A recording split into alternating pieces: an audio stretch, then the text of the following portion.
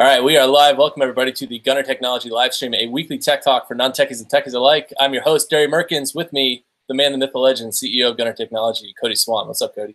Oh, what's going on? I was actually thinking about joining the show with my shades on today because viewership will be through the roof. Well, we hit 10,000 subscribers, so I figured like it's a cool, like we're pretty cool now, so we can like wear shades inside. Isn't that? There's that, yeah. There's that guy. There's like a really popular video game live streamer who has like an alter ego. Is it Phil Hellmuth from like the World Series of Poker? That's it. That's it. Yeah. Same guy. Yeah, he's a live streamer now. He streams Fortnite. But there's some famous video game live streamer who has that air about him, shades, beard. Yeah, and he's earned the right to wear the glasses. Totally earned the right to wear the glasses. Yeah, he's a cool dude. Wait, say something real quick. Is the camera changing to you when you talk? Is the camera changing to me when I talk? I don't think it is. That's because it was like, okay, you're trying too hard with these glasses. YouTube cut you off. I'll just manually change it, I guess, for this episode, or open my window and reopen it. Oh, but that's gonna shut down the live stream. It's all right. People can they can use their imagination. You're gonna have to talk. I'll flip over to you, and then you can take it away. So that's an awesomely long intro. We'll dive in right now with our sponsor, who is Country Store Outfitters. You can visit them at countrystoreoutfitters.com. They're a lifestyle brand for anyone who loves the outdoors. And you can sign up for the Country Store giveaway on our Facebook page, where you can win a hat and a set of our ebooks. And I actually have to look up right now. And I'll be joining Country Store in the Keys this weekend at Key West. There's some big lobster fest down there, so I'm going to go help out and do some analysis as the event goes on, and then I'm going to hopefully get out and do some fishing and lobstering while I'm down there. So the best part about going down there and fishing and lobstering is you can bring the fish and the lobster to any place, and they just cook it right there for you. That's the best, man. That's amazing. Yeah. That's such a feature. But we have a winner of our Country Store giveaway. It's George G. from Anderson, South Carolina. I have no idea where Anderson is, but George, we'll figure out where Anderson is and send you a Country Store hat and copies of our ebooks, which actually our new ebook is going up. It's in stores now, and hopefully it will be approved within the next couple of days, so keep an eye out for that. And while you're on our Facebook page signing up for the Country Store giveaway, make sure to answer the question of the week, which this week, what was the question of the week, Cody? And this is the first, I'm like ready for it. I didn't forget what it was. This is actually shocking news. It is, what's the one app on your phone? If you could only have one app on your phone, what would it be? That was the question of the week. And kind of unsurprisingly, finally, expectations meet reality, and the text messaging app was the number one requested or needed app on the mobile device. That actually makes sense. I would say, although I wonder if texting will ever go away. Something will replace texting. I mean, I guess like if you sort of get like the neural implants and you can try and just kind of think and send a note, like just think. Like The Shining. Yes, exactly. But is that still messaging? Is that still like the SMS protocol has kind of been going away as there's been proprietary protocols implemented through Apple. But I guess the question is, what constitutes messaging going away? I guess that, yeah. Once we get to the point where everyone knows what everyone else is thinking because of the neural implants in our brains, I guess that would be that's like the last phase of it. Yeah, where we're literally all on the grid, so to speak, when we're literally all attached to the grid, and we're kind of like a hive mind. Which I wouldn't be surprised if that happens. It's probably coming out later, like Q3 2019. And what's the question of the week for next week? So I went back to a poll format for this one, and it was very simple. Have you used technology to automate any piece of your life or work in the past year? Any part of your life. Mm-hmm. So like even like an alarm would qualify? I suppose so. Does that kind of automate waking up? But if you've just started using an alarm in the past year. Where have you been? Yeah, exactly. Automate. Yeah, so yeah, I guess maybe think broader than that. Yeah, there's been some really good tools coming out the past year that have, I mean, for the past couple years that have automated away basically every aspect of one's life. So I'd actually be surprised if somebody somehow avoided automation. Although I think there will be a pushback. As so much stuff gets automated, I think people are more and more going to want to actually just do stuff just so that they have something to do. Yeah, I got the idea because we automate so many things, we don't even realize it. And I was composing an email to someone who doesn't like to respond. Um, Not so much because they don't like to respond, but because they are very bad with email. So I did that boomerang thing where if no one responds within, you set however long, within 3 days, within a week, within a month, then it reappears in your inbox and you can send it again, kind of thing. So I was like, man, that's a really handy feature, and it is an automation, and we just kind of take that stuff for granted. And really, it's funny because like the big automation stuff is what everyone kind of thinks about, but it's like the little automations in aggregate that really can streamline your life, so to speak. Like automated deliveries. I wonder how many people have automated stuff, purchasing I decisions and stuff like that. Because I do Amazon subscription where every month I get a delivery from Amazon with the stuff that I need. yeah, I think that's sort of the wave of the future is just the complete, like you don't even need to leave your house. Yeah, the only problem with Amazon Subscribe is like people are so impulsive, and they really like if you were to say to someone, how often do you need a loaf of bread? People would be so far off, and so they get that's how Amazon Subscribe makes money. And then all of a sudden they just have a mountain of bread. Right, exactly, because Amazon will give you like 15. If you add like 5 or more items that are delivered, you get like 15% off, which is huge because you get 15% off. Then I get 5% for using my Prime card. So we're talking 20% off of everyday necessities. And Amazon's already a price leader, so that's crazy. But if you don't know, yeah, you're actually buying way more bread than you actually need. So Amazon is making money because you're buying more than you actually need. You can always feed to the ducks, though. Yeah. Does Amazon have a service where they They will have automate? this thing, Does Amazon have a thing the thing between us. with us? Does Amazon have a service where they'll deliver books automatically? Surprise you with like a new book every week? I don't think so. I think, well, I think Goodreads might, and Goodreads is, I believe, owned by Amazon. So maybe. Okay, so TBD. That's a service I would actually use. That'd be a solid piece of automation. Um, Speaking of automation, the topic today is actually largely about automation. So we're doing case studies for the next, well, 9 episodes now, where we sort of review products or services that we built out for clients or built out internally. So this week we actually have an awesome product that we built out to talk about, and it's actually related to our sponsor, Country Store Outfitters. Visit them at countrystoreoutfitters.com. But Cody, do you want to dive in and talk about the marketing automation that we built out for Country Store? Yeah. So there's, and it's tough to like find a good starting point with this.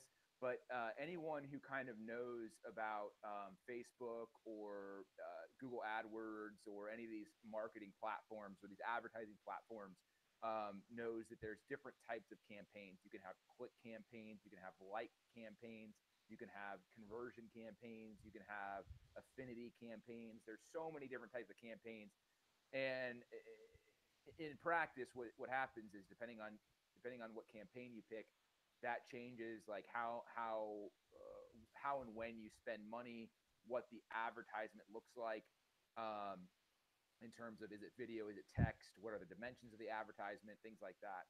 So in a click campaign, Facebook charges us whenever someone clicks the actual link. In a conversion campaign, Facebook charges only when a conversion happens. Although that technology is definitely not perfected at all. And so in a like campaign, you get charged whenever someone likes your page. In a impression campaign, you get charged whenever your ad is actually seen by anyone. So it's all over the map. And basically, what you're trying to do is try to build a funnel. You're trying to build a marketing funnel with all these different advertisements and different methodologies. And so you move someone from like seeing your ad to liking your page to visiting your site to adding something to their cart to checking out. I mean, that's kind of a dumbed down funnel, but that's in essence what you're trying to do. And each step of that funnel, moving someone down that funnel, generally costs more money.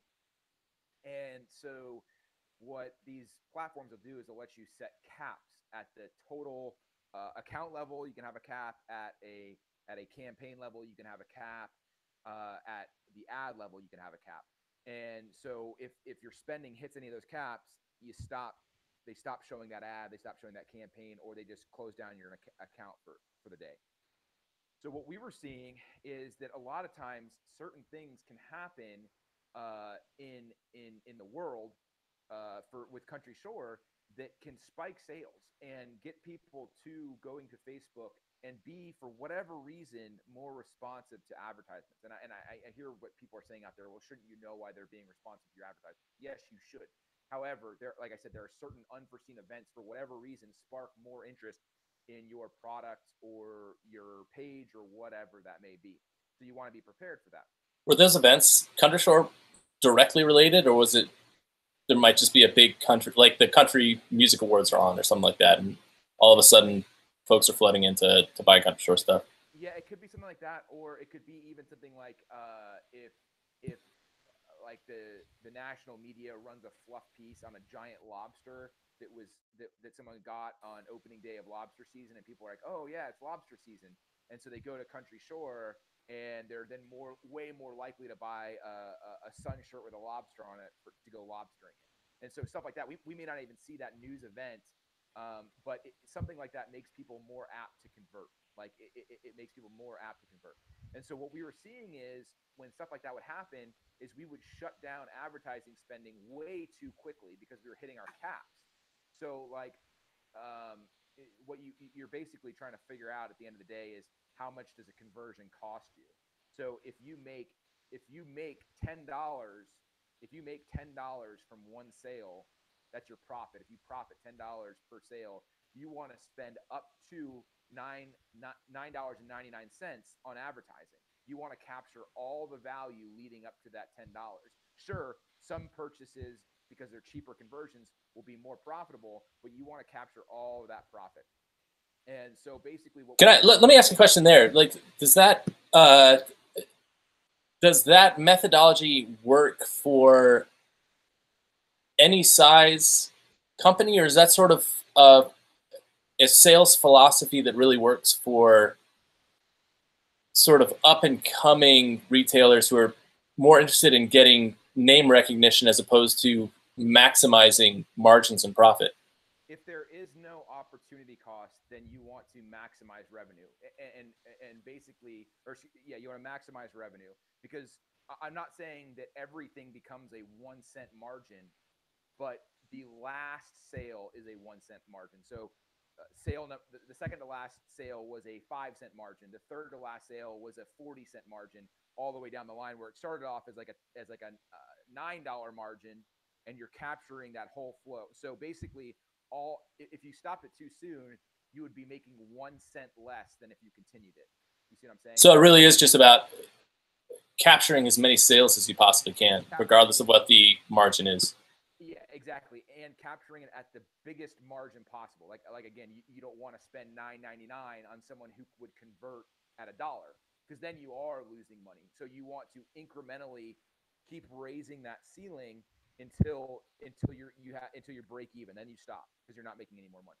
And I guess even there, though, converting at a smaller margin than might potentially be optimal, you're still increasing your customer base. You're still bringing a new customer on. It's so much easier to future purchases are much easier for existing customers than for brand new customers.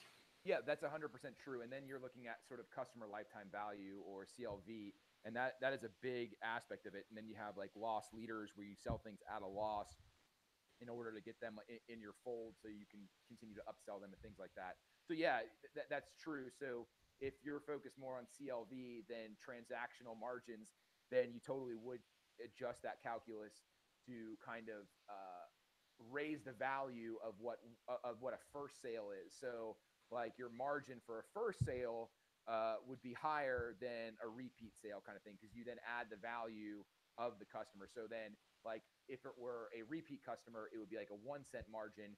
But if it's a first time customer, then you add their lifetime value, say like, I don't know, $100. So then it's $100.01 kind of margin thing. And so I guess folks have probably been doing this for as long as they've been selling stuff, I would imagine. But probably back in the day, like I'm just imagining business movies from the 80s where they have giant whiteboards with numbers all over them and they're trying to calculate where to sell stuff and when to stop selling stuff. I guess what are the technology advantages that we have nowadays that make that kind of decision making automated and sort of offloadable to machine learning? Yeah. So what the industry that made this popular in a kind of more opaque manner, or more transparent manner rather, is the airline industry. They have real-time pricing. Like if you go back seconds later, the price will be different on the thing. In essence, that's kind of what we were doing, but the price wouldn't actually change.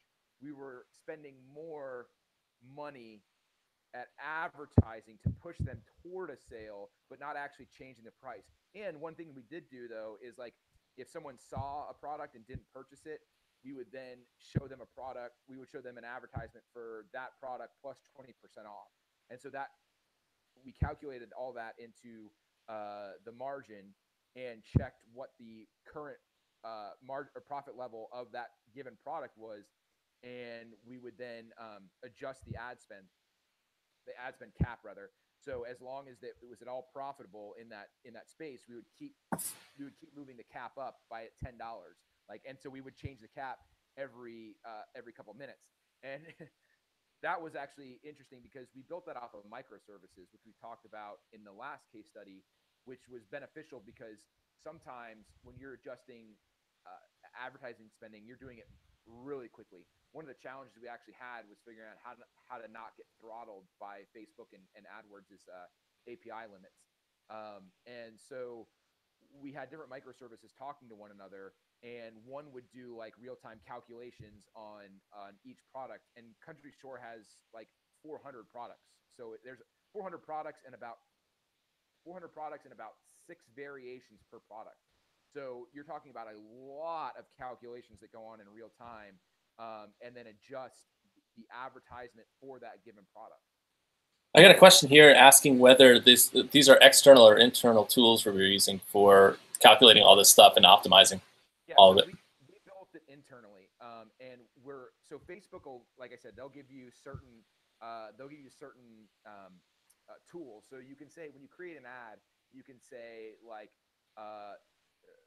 set a firm cost per click, like, hey Facebook, if you can get this click at 6 cents or lower, go ahead and do it. Anything above 6, don't do it. Or you can just say, Facebook, you determine the best value to get this click at. The problem with that is Facebook will go way high and do a bunch of clicks in order to find out that level, where we're like, we can probably figure this out for our product better than Facebook can. So we were mimicking a lot of Facebook's external tools that they offer to all advertisers, and kind of helping it a little bit with internal tools. And then we were doing certain things where we were adjusting programmatically Facebook's external tools using internal tools, which were getting data from the e-commerce platform that we use, which is Shopify. We'd be getting data from Shopify to determine which ads to keep showing and which ads to cut off. So is this technology all API based? Was that sort of communicating with the external services to build it out? This was actually 100% headless, meaning there's no GUI. We feed the microservices a set of environment variables, which is basically just like mins and maxes, and profit margins. And even the profit margins, it would read off of just a Google spreadsheet that anyone could go in and edit. And then all the microservices would just act together. So it was like 100% API based, zero. We built zero front end for this thing. So it's sort of all running in the background. I guess the only thing you could look at is the spreadsheet itself to see what the service was actually doing and calculating. Yep, exactly. And then obviously you can go into Facebook's platform and see what your spend is in chart form and all that stuff. And you can go into Shopify and see, what your sales for the day are and things like that. But yeah, it just ran it by itself in the background. Talk about the technologies we used to build this out. What was the stack? What did the stack look like? Yeah, actually, at first it started as at first when it wasn't headless and there was other components to it, we had it as a Rails app, which it was a Ruby on Rails app, and it was running on Elastic Beanstalk on AWS. And then as we moved more to headless, and also as we moved more to headless, and we had much more volume coming through there, much more transactions, much more computing, we moved to serverless on AWS Lambda. So there's a lot. We don't have servers just sitting around anymore costing us money. We only spend for the calculations we run, and it'll scale up in milliseconds if we need it to. And when it's not really, if we have if there's like a slow sales day, then those aren't doing anything.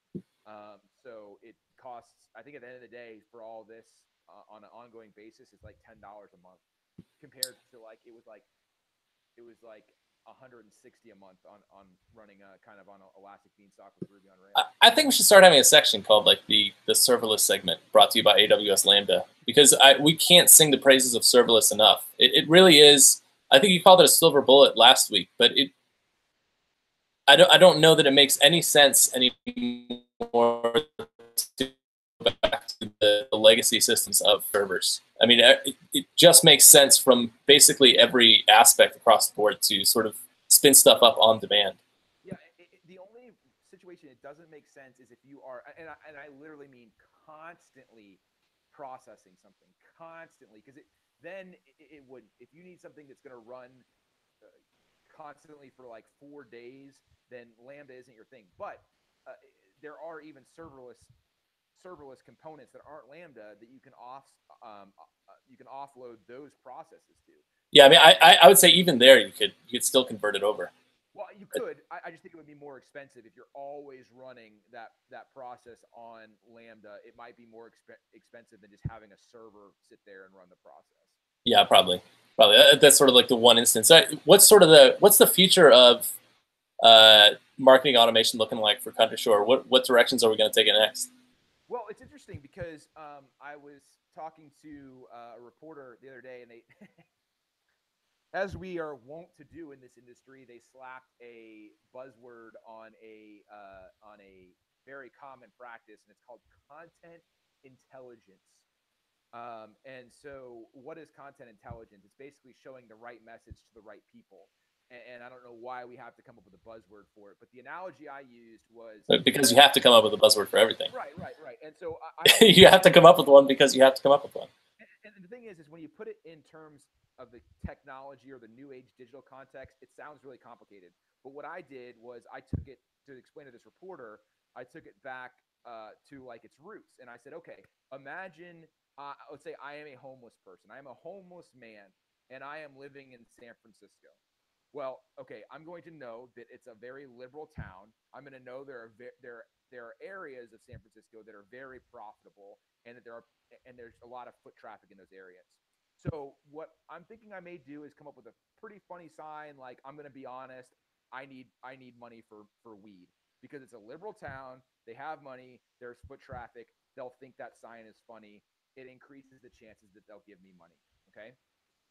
As a homeless man, I am not going to take that same sign and go to the Bible Belt in, say, Northwest Ohio and hold that sign up, because number one, there's less foot traffic. Number two, they're going to be less responsive to that sign in general. And number three, they're not going to have as much money. So basically, if I were to go to Northeast Ohio, I would try to look very as presentable as I could, but still like, down on my luck, and have a sign that says, I need new clothes for church. So it's really about targeting the message to your audience. Exactly. That's all it is. And so now that you understand it, imagine, for example, that me as a homeless person had a digital sign. It could change in an instant. And attached to the sign was this sensor, this camera that could analyze people who were approaching me and determine their political ideology, how much money they had, things like that. And then it could adjust the message based on that data that it gleaned to say, hey, I need money for clothes for church, or hey, I just want to smoke out, so give me some money, or whatever it was. So content intelligence is combining like targeting your message with a lot of data to be able to generate dynamic content targeted to like micro targeted, sort of like you saw in what was it, Back to the Future, where like Jaws is coming at people, and and Minority Report, where they're like, I was hey, gonna say Minority Report's the one that I think of, where it's yeah, like there's a sale on stuff at the Gap. Come in, Tom Cruise, and buy some khakis. that's exactly right. So that and honestly, this whole Russian fiasco has taken a step back. We were getting very close with the data that Facebook was giving us as advertisers to be able to tailor a message. And Google does this, by the way. Google has dynamic search ads that will look in the person's history, psychograph, and they'll generate the message. They'll generate your message for you based on the exact person who's searching. So that's kind of, I think, the future for not only Country Shore but for all kind of online retailers is getting that content intelligence integrated into their kind of advertising and marketing platform. Is intelligent content intelligence all related to marketing? This is sort of an aside. Is it all related to marketing, or is it actually related to content itself in terms of targeting specific stories to people or specific links or news items? Does that fall under the umbrella of content intelligence? Yeah, exactly. I mean, what the Russians did, and I say the Russians, this irritates me because it was done well before the Russians did it. This was Before Russia was a country. way before. Like this predated Prussia and everything. But no, so corporations have been doing this for a long time. The fact that it entered the political arena in the 2016 elections is hardly shocking at all. I mean, is it a problem? Sure, but is it shocking? No. And so you're right. Targeting a political message, targeting a specific link for people whom they know are going to be responsive to that or adverse to it, which is kind of what the Russians did. They would create phony groups that were like Black Lives Matter, and then they would target those fake Black Lives Matter messages to people who were anti-Black Lives Matter, and so then these people would get really upset at Black Lives Matter, and it would just kind of create chaos. So yes, totally, content intelligence goes well beyond strictly retail marketing. And I guess it's been done for ages and ages and ages. Like that's nothing new. It's just that it seems like the power of all of this automated marketing or content intelligence, whatever you want to call it, has reached a level where we know an absurd amount about people, and we know how to sort of lead people's behaviors in certain ways. And I guess that's sort of the ethical conundrum we find ourselves in these days. And I mean, it's you're right. I mean, we're talking about selling lobster shirts, so I'm not saying that we're in sort of like any sort of ethical disastrous area, but I think that the larger picture is probably what gets people riled up about this stuff. Yeah, the only thing that's changed is the amount of data that, let's be honest, people are making available about themselves. I mean, like, to take a very simple example, like we internally play things by numbers. We do this. We have instincts, and our instincts are based off of experience and statistics. So if you're on the basketball court and you meet some guy, you might fist bump him, right? Hey, what's up, man?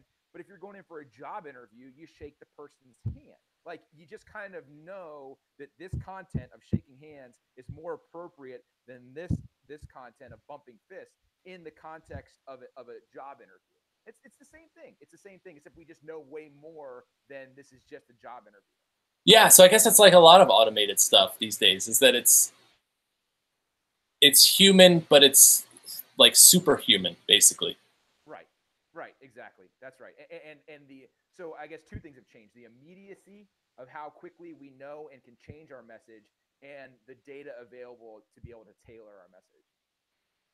Yeah, and it was actually, it's a really fun product and a really fun service to build out, and it's proved incredibly successful and like wildly powerful. It was a total game changer in terms of the actual strategy of marketing that we applied.